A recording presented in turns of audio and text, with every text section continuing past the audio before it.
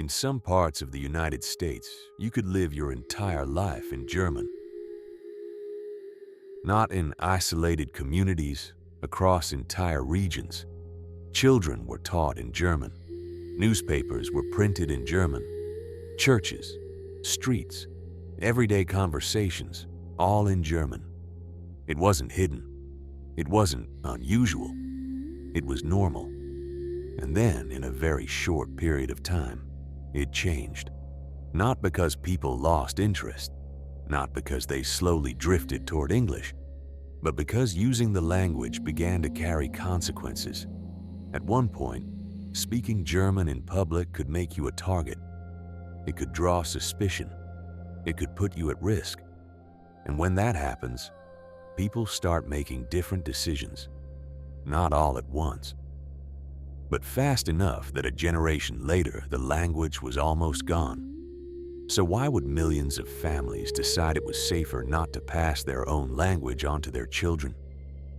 During World War I, several states, including Nebraska, Iowa, and Ohio, passed laws restricting the teaching of German, especially to children. In some places, even private instruction became legally risky.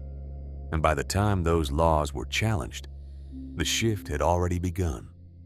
The language didn't just fade, it was left behind, quickly, and almost all at once. And then, almost overnight, everything around the language changed. What had felt completely ordinary suddenly started to feel suspicious, not because the language itself was different, but because how people reacted to it was. During World War I, anything associated with Germany began to attract attention people didn't want. Not always from the government, but from neighbors, communities, and public opinion. In some places, speaking German in public could draw hostility. Businesses quietly removed German words from their names. Newspapers shut down or switched languages. And in some towns, even familiar words were replaced, not because they were unclear, but because they sounded too German.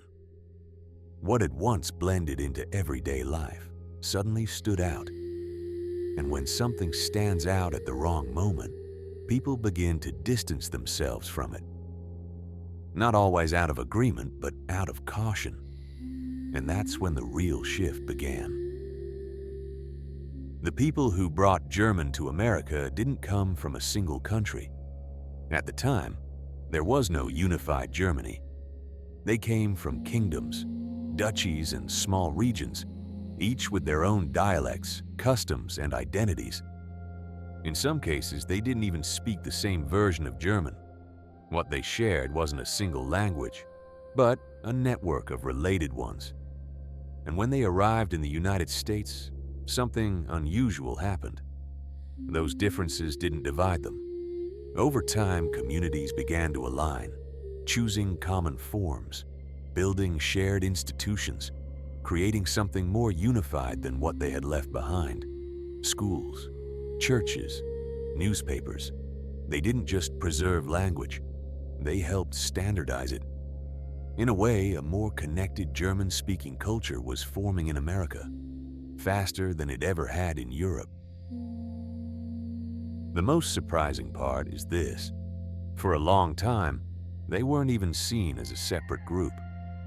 By the late 19th century, German was the second most widely spoken language in the country, and millions of people used it in everyday life. It appeared on storefront signs, in advertisements, and in local newspapers. At one point, nearly a quarter of all newspapers in the United States were published in German. You could hear it in conversations on the street, see it in business names, and read it in public notices. It didn't feel foreign. It felt familiar. There was no clear line between us and everyone else. And that's what makes the shift so striking. Because what disappeared wasn't something distant. It was something people had stopped noticing, because it had once been everywhere.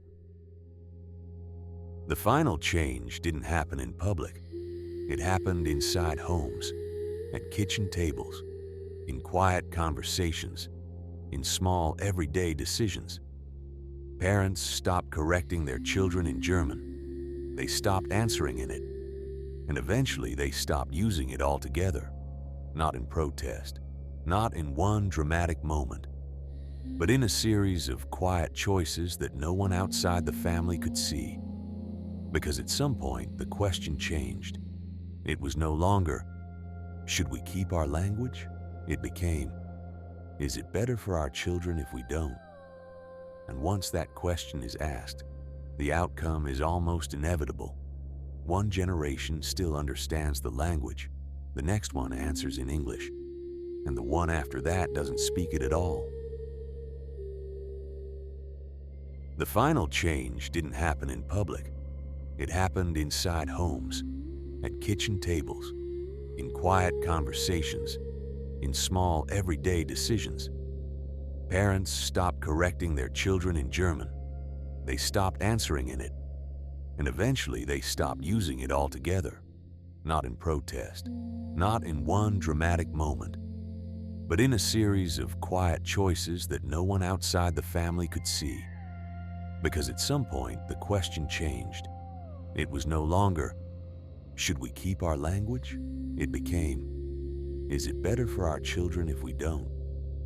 And once that question is asked, the outcome is almost inevitable. One generation still understands the language, the next one answers in English, and the one after that doesn't speak it at all.